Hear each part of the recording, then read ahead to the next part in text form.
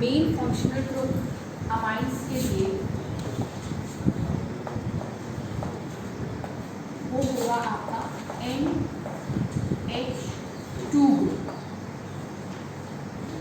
It means जैसे सारे organic compounds की स्टडी में हम लोग ने अलग अलग फंक्शनल ग्रुप का अलग अलग ग्रुप डिटेक्शन डिस्कस किया था, वैसे ही अब इस ऑर्गेनिक की लास्ट सीरीज अमाइंस जिसमें फंक्शनल ग्रुप NH2। अगर आप बेटा NH2 को देखें तो ये डिराइव हुआ है अमोनिया से, because in case of ammonia 3 hydrogen atoms are connected to the nitrogen atom. Nitrogen की आउटर मोस्ट ऑर्बिट में नंबर ऑफ इलेक्ट्रॉन्स 5।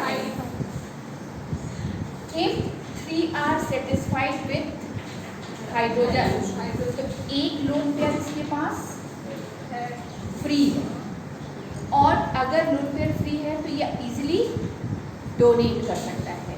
तो those species which donate lone pair of electron are called Lewis base acid beta acceptor होते हैं, ठीक है। तो अगर आप लोन पेयर के केस में देखें तो जो लोन पेयर डोनेट करेगा वो लुईस बेस होगा। इट मीन्स अमाइंस की कैटेगरी में हम लोग एक करेक्टर तो अब पढ़ेंगे वो इसका बेसिक करेक्टर, लेकिन कितना ज़्यादा है, क्यों? क्योंकि अमाइंस भी क्लासीफाई की जाएगी 1 डिग्री 2 डिग्री और 3 डिग्री अमाइंस में। If 1 hydrogen is replaced by any alkyl group then RNH2 it is called 1 degree amines. If 2 hydrogen is replaced by alkyl group, then it forms 2 degree. And if all the 3 hydrogen atoms are replaced by alkyl group, then it is called 3 degree. और अगर हम alkyl की जगह aryl से derive substitute कर दें तो aryl derivatives.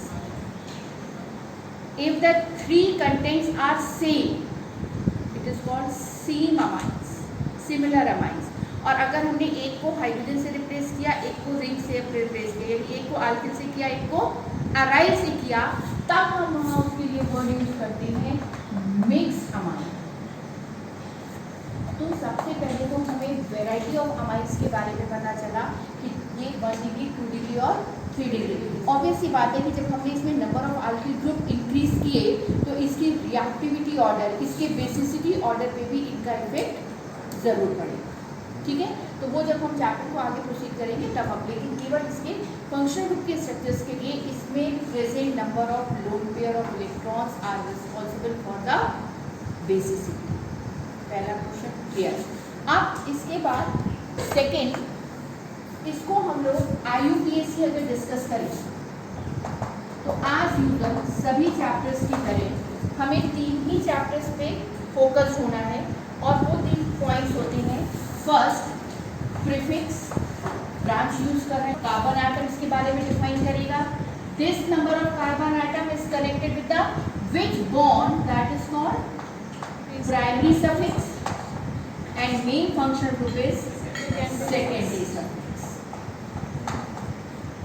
Clear?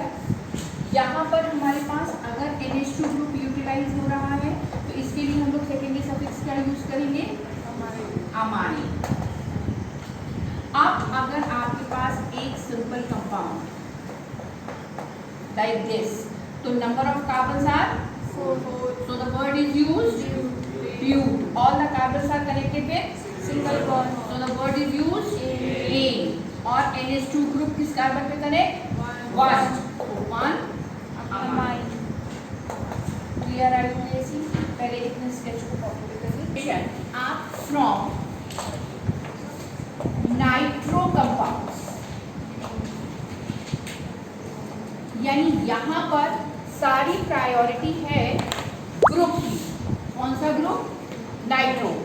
What is the symbol of nitro group? NO2। NO2 का रिडक्शन कराइएगा 6H के साथ। क्वेश्चन में रिएजेंट पे आपको रीजनिंग क्वेश्चन बनाएंगे कि या तो हम Sn और HCl को यूटिलाइज हैं या हम Fe और HCl को यूटिलाइज कर सकते हैं। Which reagent is more effective and why? जो रीजनिंग क्वेश्चन आपको मिलेगा वो यहाँ पर मिलेगा कि कौन सा रिएजेंट आपको यूटिलाइज करना है और क्यों, और जो कन्वर्जन में आपको मिलेगा वो इस NO2 ग्रुप को NH2 ग्रुप में कन्वर्ट करेगा। चेक करिए कितनी ऑक्सीजन? 2। नंबर ऑफ हाइड्रोजन 6, तो इसका मतलब 4 तो इस 2 ऑक्सीजन के साथ वाटर बना दें। अब रिमेनिंग कितनी हाइड्रोजन रह गई? यहाँ पर वैलेंसी ऑक्सीजन के रिप्लेसमेंट्स के कारण फ्री हो गई, दोनों हाइड्रोजन आपने यहाँ पे कनेक्ट कर दी NH2। Clear? Second important equation इसमें आता है बच्चा, वो है गैब्रियल थालामाइड रिएक्शन। और ये रिएक्शन में इतने सारे स्टेप हैं कि बच्चा सारे स्टेप लिखने के बाद लास्ट तक आते आते जो 1 डिग्री एलिफेटिक अमीन बनाना है मेन प्रोडक्ट वो ही छोड़ देता है, बाकी पूरी रिएक्शन सही कर देता है। तो ऐसा मत करिएगा। It's a very important reaction for the preparation of 1 degree aliphatic amine. इसमें से जो रीजनिंग क्वेश्चन आता है वो ये आता है कि गैब्रियल थालामाइड रिएक्शन से हम 1 डिग्री एरोमेटिक अमाइंस प्रिपेयर क्यों नहीं कर सकते? वाई? क्या रीज़न है? तो रीज़न तो सेकेंडरी, पहले हम इसकी प्रिपरेशन को देखें कि किस रिएक्शन को देखिए कि कल जब हम लोगों ने थालिक एसिड की अमोनिया से रिएक्शन को डिस्कस किया था, तो द लास्ट प्रोडक्ट इज थालीमाइड, और यहाँ पर गैब्रियल थालामाइड उसी एक रिएक्टेंट से स्टार्ट होगा और उसका स्ट्रक्चर होगा थालीमाइड बेंजीन रिंग COCONH। ये हमने पीछे कहाँ से बनाया था? थालिक एसिड, यानी main reactant is phthalic acid. Phthalic acid react with ammonia, that is form ammonium salt of थालेट।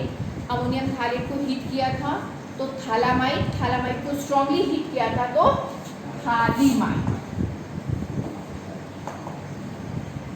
And this phthalimide reacts with KOH reaction, यानी यहाँ पर ये रिएक्टेंट है।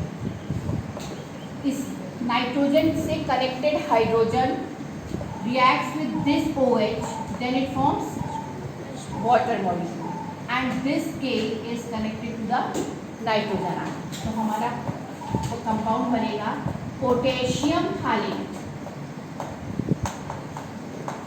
NK.